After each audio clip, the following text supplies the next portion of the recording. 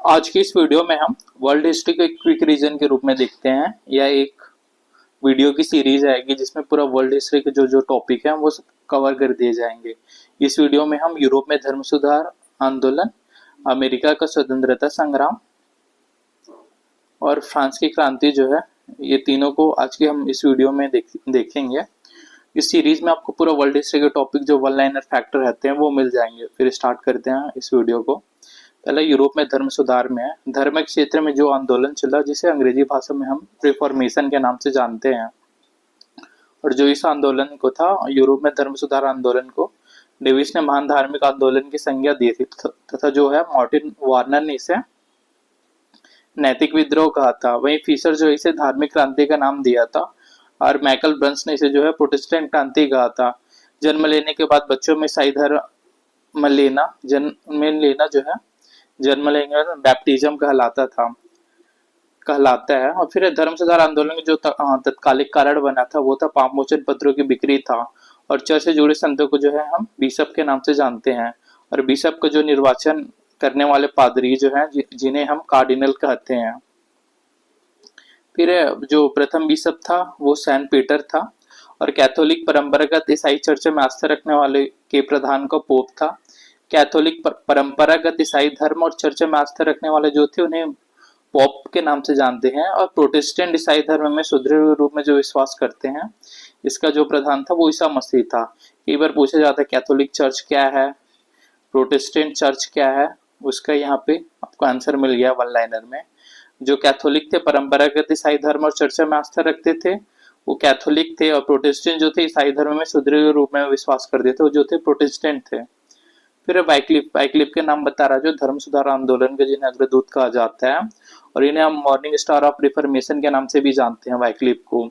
यह जो थे वाइक्लिफ ऑक्सफोर्ड विश्वविद्यालय के प्रोफेसर थे और इंग्लैंड के जो थे निवासी थे, और इनकी घोषणा थी कि पोप जो है पृथ्वी पर जो है ईश्वर का प्रतिनिधि है। आगे चल के जो वाइक्लिफ के अनुयायी है लोलार्ड्स कहलाए। और फिर है जॉन हंस बोहेमिया के निवासी थे, जिन्हें बाइबिल का अध्ययन एवं मुक्ति का मार्ग दिया था। जो जॉन हंस थे वो बोहेमिया के निवासी थे और इन्होंने बाइबिल के अध्ययन से मुक्ति का मार्ग दिया था। वही सिवनोरिल्ला थे वो फ्लोरेंस के निवासी थे। पॉप के चर्च की आलोचना करने के कारण जो है ये सेवनेला हो गया और आनस बोहेमिया को हो गया, इन्हें जिंदा जलवा दिया गया था। फिर अब मार्टिन लूथर, इन्हें आप स्पेशली जानते हैं धर्म सुधार आंदोलन के टाइम मार्टिन लूथर। तो जो मार्टिन लूथर का जन्म था 1483 में आइबेन जर्मनी के अंदर हुआ था, और ये जो थे मार्टिन लूथर वो वेटेनबर्ग में धर्मशास्त्र विषय के जो थे प्रोफेसर थे। या प्रारंभ में जो है Martin Luther Roman Catholic church के जो थे कट्टर अनुयायी थे, बाद में जो थे इसके विरोधी बन गए थे। फिर 1511 में जो है लूथर ने रोम की यात्रा की थी, और 1517 में विटेनबर्ग ने टेटिजल द्वारा पाप मोचन पत्रों की जो है बिक्री की जा रही थी, और इस समय जो पोप लियो दसम थे और पाप मोचन पत्रों की बिक्री के कारण पीटर चर्च के निर्माण हेतु धन इकट्ठा करना चाहता था। टेटजेल कहलाता है कि जैसी क्षमा पत्रों के लिए धन के सिक्के की खनक बोलती थी, व्यक्ति की आत्मा ही स्वर्ग में पहुंच जाती थी। ये जो कथन है टेटजेल कहता है कि जैसी क्षमा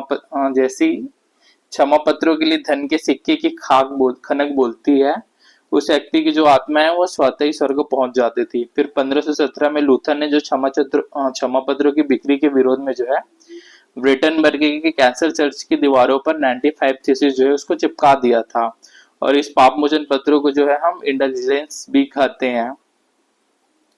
फिर यह जो 95 सिद्धांत लैटिन भाषा में लिखे गए थे, जिनका बाद में जो है जर्मन भाषा में जो है अनुवाद किया गया था, जर्मनी में अनुवाद किया गया था। जो 95 थीसिस लैटिन भाषा में लिखे गए थे उसका, और जो है पाप मोचन पत्रों की बिक्री का कार्य जो है सर्वप्रथम अल्बर्ट को दिया गया था, परंतु जो अल्बर्ट है उन्होंने यह कार्य जो है टेटजेल को सौंप दिया था। फिर अब मार्टिन लूथर की पुस्तक क्या क्या है, तो मार्टिन लूथर की जो पुस्तक है nobility of the German Babylonian captivity Christian men on monastic vows, ये जो है कॉम्पिटिशन एग्जाम में बहुत पूछी जाती है। फिर 1520 में है, 1520 में सैक्सनी के राजा जो फ्रेडरिक लूथर की सुरक्षा की जिम्मेदारी ली, और लियो दसम ने एक आदेश जारी कर जो लूथर को धर्म से बहिष्कृत कर दिया था, और इस आदेश को जो है हम पेपर बुल का आदेश कहा जाता है। लियो दसम ने एक आदेश जारी कर लूथर को धर्म से बहिष्कृत किया था, इस आदेश को हम पेपर बुल के आदेश के नाम से जानते हैं। वही रोमन साम्राज्य जो था चार्ल्स पंचम ने भी लूथर वंश के आदेश के अनुसार विधि बहिष्कृत कर दिया गया था। और जो सैक्सनी सैक्सनी के राजा जो फेडरिक ने जो है लूथर वार्टबर्ग के किले की सुरक्षा दी थी। इसी किले में लूथर ने 1522 में जो बाइबल है उसका जर्मन भाषा में अनुवाद किया था। सितंबर 1522 में बाइबल का प्रकाशन हुआ, जिसके कारण यह अनुवाद जो है सितंबर टेस्टामेंट कहलाया गया। मार्टिन लूथर और उनके अनुयायी को हम प्रोटेस्टेंट कहलाया। और लूथर ने कहा था कि जर्मनी केवल जर्मन वासियों के लिए। यह कथन आएगा किसने किया था, तो मार्टिन लूथर ने कहा था कि जर्मन जो है जर्मन वासियों के लिए है। और यहाँ पे है स्पीयर में प्रथम धर्म सभा का आयोजन 1526 में हुआ था और द्वितीय धर्म सभा का आयोजन जो है 1529 में हुआ था। 1555 में जो वार्टबर्ग की संधि से लूथरवाद जो है उसको वैधानिक मान्यता मिल गई थी। यहाँ क्वेश्चन आता है वार्टबर्ग की संधि कब हुई थी, तो जो है 1555 में हुई थी। फिर आ गया ज्विंगली। ज्विंगली जो थे स्विट्जरलैंड के निवासी थे और जो ज्विंगली थे इन्हें उपवास व सन पूजा का जो था विरोध किया। इन्होंने जो सोशल सिद्धांत दिए और रिफॉर्म चर्च की स्थापना की थी। इन्होंने लैटिन में लिखित बाइबल का विरोध किया था। और जो ज्विंगलिन थे वो स्विट्जरलैंड के गृह युद्ध में लड़ते हुए मारे गए थे। इनका कथन था, आप मेरा शरीर नष्ट कर सकते हो, आप मेरा आत्मा नहीं। यह किसका कथन था बोलेंगे तो ये ज्विंगलिन का कथन था। आपको यहाँ पे एक याद रखना है। फिर काल्विन। काल्विन आता है, या जो काल्विन जो थे फ्रांस के निवासी थे, इन्हें ज्विंगलिन के अधूरे कार्य को जो है स्विट्जरलैंड के अंदर पूरा किया था। और इनके सिद्धांत को हम नियतिवाद, प्रबंधवाद और काल्विनवाद आदि के नाम से जो है जानते हैं। और स्कॉटलैंड में इसे प्रोस्बिटेरियन कहा जाता था, जो काल्विनवाद था वो। और इनके अनुयायियों को हुगेनॉट्स कहा जाता है। और इसकी रचना ईसाई धर्म की संस्थाएं हैं। इनकी जो रचना है वो ईसाई धर्म की संस्थाएं हैं। और काल्विन ने जो है फ्रेंच भाषा में जो है बाइबल का अनुवाद किया था। वेस्टफेलिया की संधि कब हुई थी, तो वेस्टफेलिया की संधि 1648 में हुई थी। इसी से 30 वर्षीय गृह युद्ध समाप्त हुआ था। यह जो 30 वर्षीय गृह युद्ध हुआ था ये 1618 से लेके 1648 के मध्य हुआ था। ये बीपीएससी का आप टायर 1, 2, 3 देखोगे तो ये इससे रिलेटेड क्वेश्चन कई बार आया है। 30 वर्षीय युद्ध कब प्रारंभ हुआ, कब समाप्त हुआ, कौन सी संधि के बाद समाप्त हुआ, इत्यादि क्वेश्चन। और आप बीपीएससी एग्जाम की तैयारी कर रहे होगे एस्टेट बिहार का, तो उसमें भी ये वाले क्वेश्चन जो है वर्ल्ड हिस्ट्री के काफी आते हैं। फिर है संत बार्थोलोम्यू दिवस हत्याकांड जो है 1572 को हुआ था। और डकनी आखिरकल जो है 1560 से 1630 70 वर्ष था। और 30 वर्षीय जो युद्ध हुआ था ये बताया 1618 से 1648 के बीच हुआ था। और जो 30 वर्षीय युद्ध का कारण था वो बोहेमिया के प्रोटेस्टेंट चर्च को गिराना व स्पेन तथा ऑस्ट्रिया में जो सत्ता का संघर्ष था उसके कारण हुआ था। और कोपिल की संधि से कैथोलिक एवं प्रोटेस्टेंट दोनों मत के जो थी उनको मान्यता मिली थी। और मार्टिन लूथर का कथन था, जिसने हृदय से प्रायश्चित कर लिया ईश्वर उसे स्वतः ही क्षमा कर देता है। अब फिर आता है जेसुराइट संघ या सोसाइटी ऑफ जीसस, जिसकी स्थापना जो 1534 में हुई थी। इसके संस्थापक थे इग्निस लोयोला थे। और जहाँ स्थापना हुई थी वो पेरिस, जिसके 6 सदस्य थे। और मान्यता जो है पाल तृतीय के समय मिली थी। उसका उद्देश्य जो है धर्म की रक्षा करना था। फिर लूथर ने कहा था जो है ईसाई जितना रोम के समीप जाते हैं वो भगवान से उतना ही दूर होते जा रहा है। और धर्म सुधार आंदोलन का मुख्य लक्ष्य था कैथोलिक धर्म की उन्नति था। लूथर एवं जिंगली के बीच जो बहस हुआ था वो मोरबर्ग क्ल्यूकी कहलाता है। लूथर और जिंगली के बीच जो बहस है उसे हम किस नाम से जानते हैं, तो मोरबर्ग क्ल्यूकी के नाम से जो है हम उसे जानते हैं। फिर लूथर फिर इस बहस के कारण जो था सामूहिक प्रार्थना की नई व्यवस्था को लेकर था। जो लूथर एवं ज्विंगली के मध्य बहस हुआ था वह। और इसमें जो है बूढ़े पादरियों को प्रेस्बिटर्स कहा जाता था। चार्ल्स प्रथम को फांसी की सजा दी गई है। फांसी को पाने वाला जो था प्रथम ब्रिटिश शासक था। जो चार्ल्स प्रथम को फांसी की सजा दी गई वो पाने वाला। और 1688 में जो था इंग्लैंड में रक्तहीन क्रांति हुई थी। और इसमें जो है धर्म सुधार आंदोलन की जो सबसे दुखद परिणाम सहिष्णुता था। जो धर्म सुधार आंदोलन था उसका दुखद परिणाम धार्मिक सहिष्णुता था। धर्म अधिकारियों ने वैक्लिफ की शौक उसके मृत्यु के 30 वर्ष बाद कब्रिस्तान से निकलवाकर जो है गंदी जगह में फेंक दिया था। और फिर दुनिया पलट गई के लेखक जो थे क्रिस्टोफर हील थे। इसके बाद हम अमेरिका का स्वतंत्रता संग्राम स्टार्ट करते।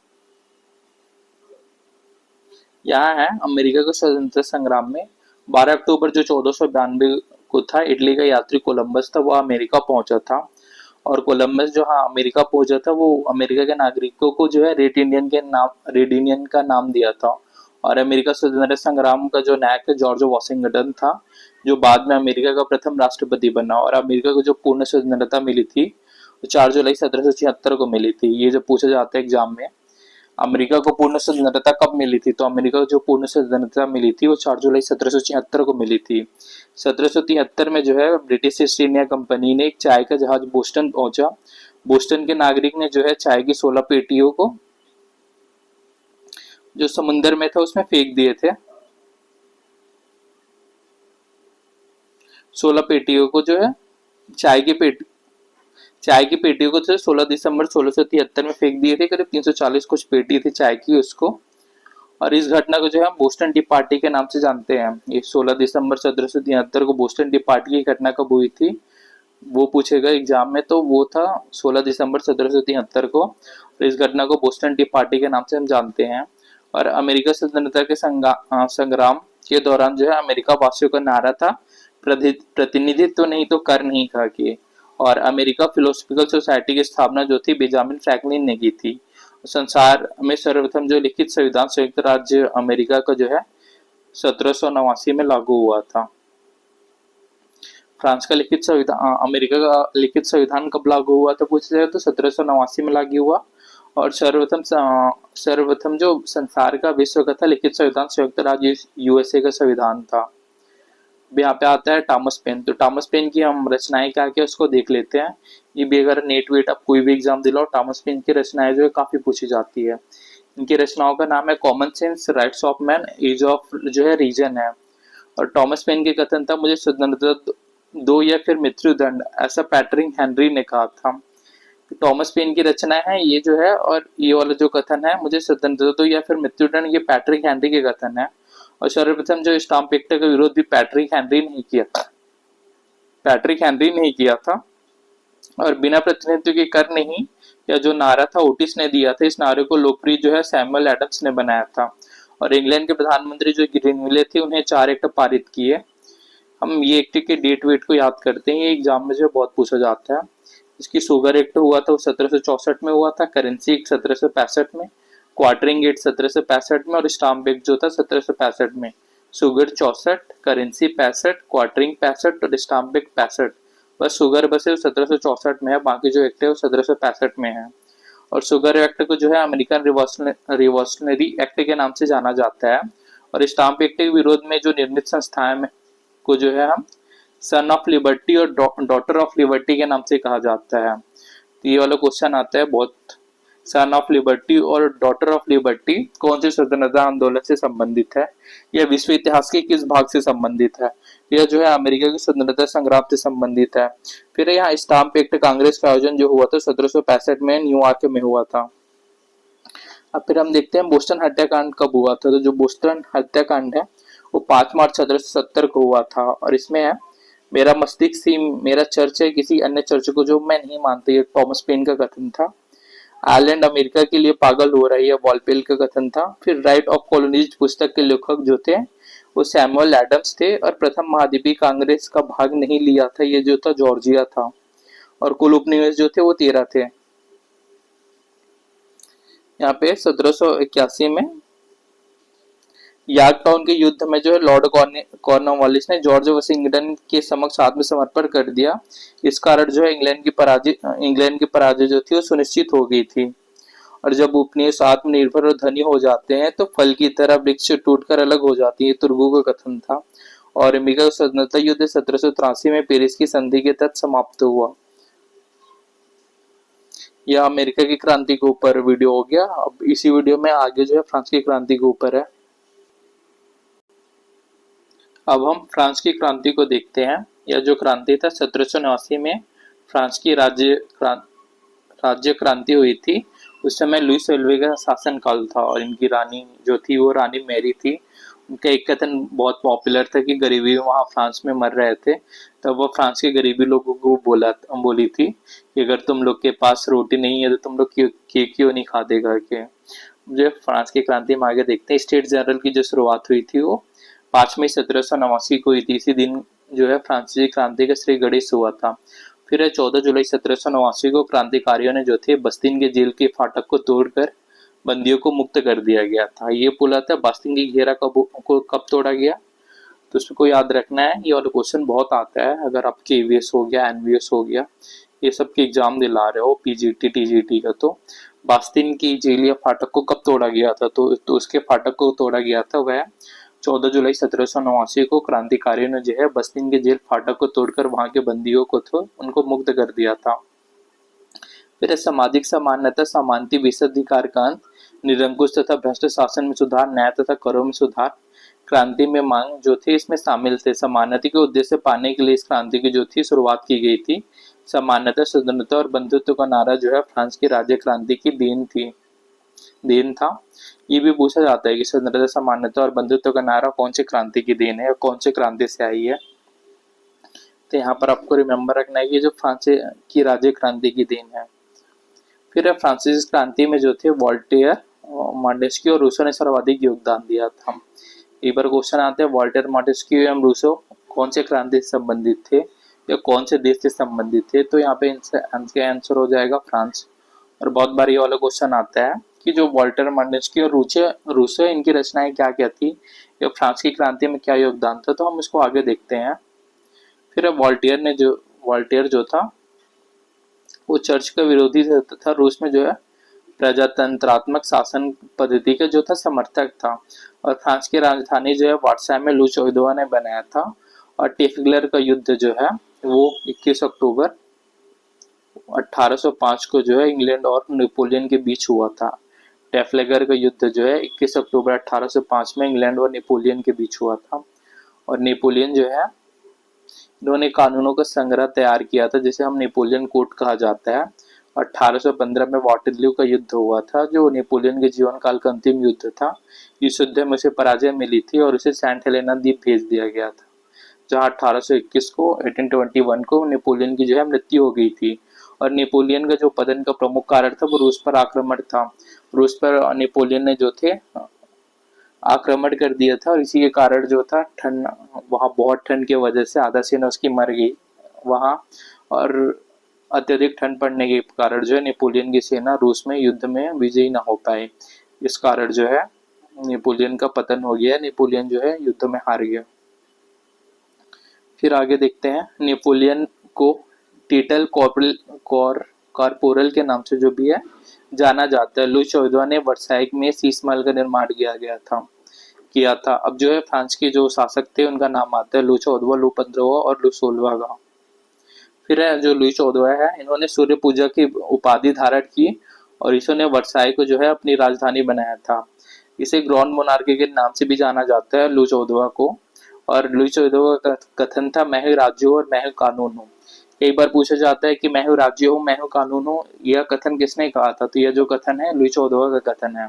फिर लुई 15 ने कहा था कि यह मुकुट जो है मुझे बहुत चुभती है और मेरे मरने के बाद जो है प्रलय होगी। ये लुई 15 का कथन था और ये जो प्रलय थी वो लुई 16 के काल में हुई गई।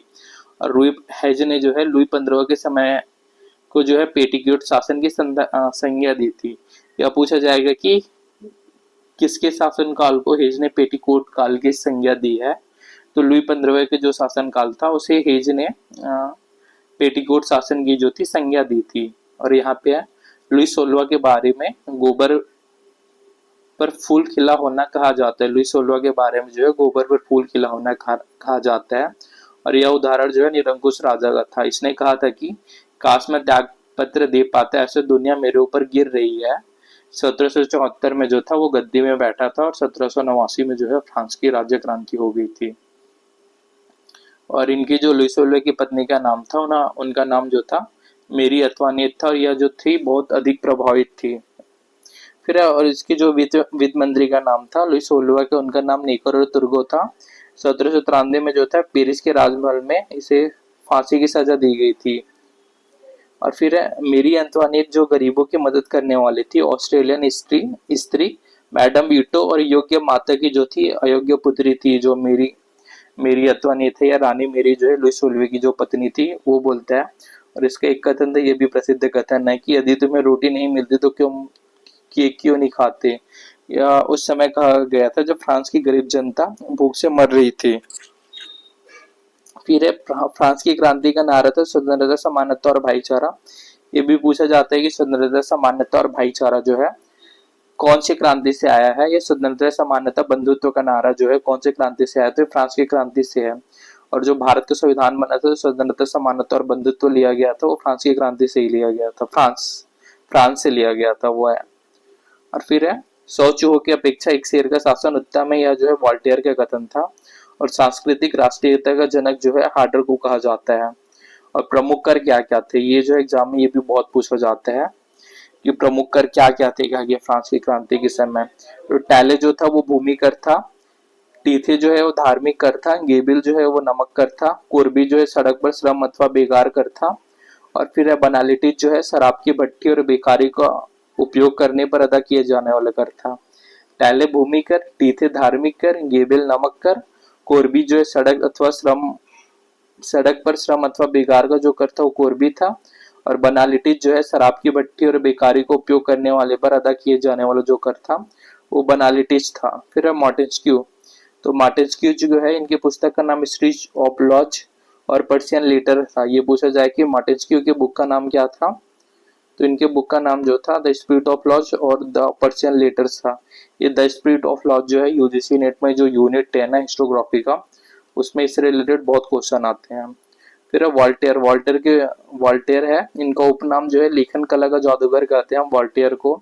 यूरोप के साहित्य सम्राट के नाम से जाना जाता है, यूरोप का बौद्धिक देवता है, और संपादकों का राजा भी वॉल्टेयर को कहा जाता है। इनकी प्रमुख रचनाएं जो थी इंडिपेंडेंस लेटर ऑन इंग्लिश और लुई 14वें का युग जो है ये वॉल्टेयर की रचनाएं थे। और इनका प्रमुख कथन था यदि ईश्वर का अस्तित्व नहीं है तो उसे उत्पन्न करना होगा। मिस्र के पिरामिड भी चीन की विशाल दीवार की चोटियों के सामने चोटियों का घर बनाते हैं। मिस्र की पिरामिड जो है चीन की विशाल दीवार के सामने चोटियों का जो है घर लगते हैं, यहाँ पे घर लगते हैं बोल रहा है ये। फिर है चाहे आप मेरे से सहमत नहीं हो पर इसके विचार प्रकट करने की स्वतंत्रता का मैं रक्षा करता हूँ। चाहे मैं आपसे सहमत नहीं हूँ पर मैं आपके विचार प्रकट करने की स्वतंत्रता की जो है वह रक्षा करता हूँ बोल रहा है। फिर है रूसो ने नारा दिया था प्रकृति की ओर लौटो, और इसका सिद्धांत जो है सामान्य का सिद्धांत कहता है। या जनरल विल की थ्योरी किसने दी थी पूछा जाएगा, तो जनरल विल की जो थ्योरी दी थी वो रूसो के द्वारा दी गई थी। इनका पूरा नाम था जीन जैक्स रूसो, और इन्हें हम उपनाम से जानते हैं। वह प्रकृति का शिशु, क्रांतियों का पैगंबर, आधुनिक लोकतंत्र का जो है जन्मदाता, फ्रांस की क्रांति का मसीहा इत्यादि के नाम से हम रूसो को जानते हैं। और इनकी रचनाएं जो है रूसो की वह science and arts, Nobel Himalaya, social contract और एमिल, ये बहुत पूछा जाता है। सोशल कॉन्ट्रैक्ट और एमिल, स्पेशली सोशल कॉन्ट्रैक्ट किनकी रचना है, तो यह जो रूसो की रचना है। नेट एग्जाम में हो गया, प्रीवियस ईयर निकालोगे, अन्य एग्जाम में निकालोगे, तो ये सोशल कॉन्ट्रैक्ट किसकी रचना है पूछा जाएगा, तो ये रूसो की रचना है, जीन जैक्स रूसो।